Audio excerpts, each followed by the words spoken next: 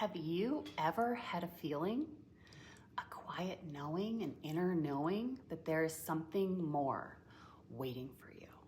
Not necessarily more things or more accomplishments. It's not necessarily another goal to chase. This is something deeper. It's a deeper connection to yourself, a deeper trust in your own wisdom, a feeling that there is a version of you that is more free, more alive, more aligned, more fully you. And maybe you've tried to explain it away, maybe you've dismissed it or told yourself, my life is good. Why am I feeling this? I should just be grateful. Maybe this is just a phase. But what if that feeling isn't a problem to solve? What if it's actually a calling? What if that little voice inside you isn't asking you to fix your life? What if it's inviting you to expand it? For many years, we are taught to look outside ourselves for answers. We're taught to follow the path, do the right things, meet the expectations of everyone else, to be successful, be responsible, be everything everyone needs us to be. And those things can create beautiful lives. But somewhere along the way, many of us lose connection with something essential. It's our own inner knowing, that quiet wisdom within us that has always been there. This is a part of you that knows what feels true. The part of you that notices when something is out of alignment. That part of you that whispers, there's another way.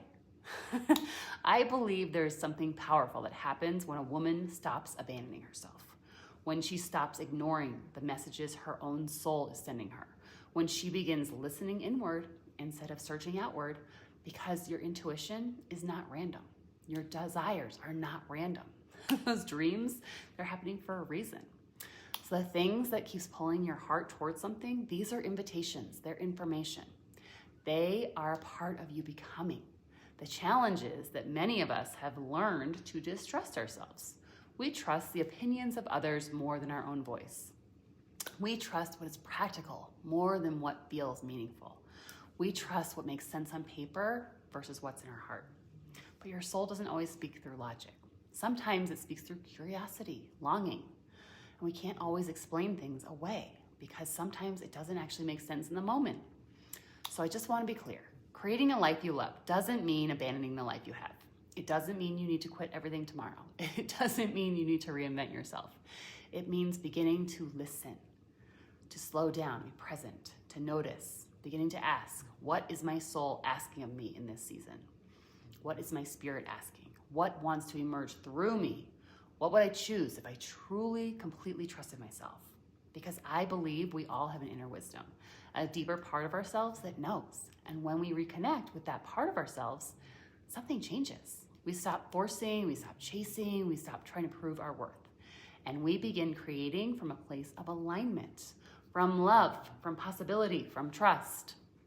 And maybe the season of your life isn't about becoming someone new. Maybe it's about remembering who you've always been. The woman underneath the expectations, the woman underneath the roles, the woman underneath the stories you've carried and created, the woman who's always been there waiting. If something has been whispering inside of you that there is more, listen, not because your life isn't enough, but because you are expanding. And your next chapter may require you to trust yourself in a deeper way than you have ever before. This is the work I love exploring here.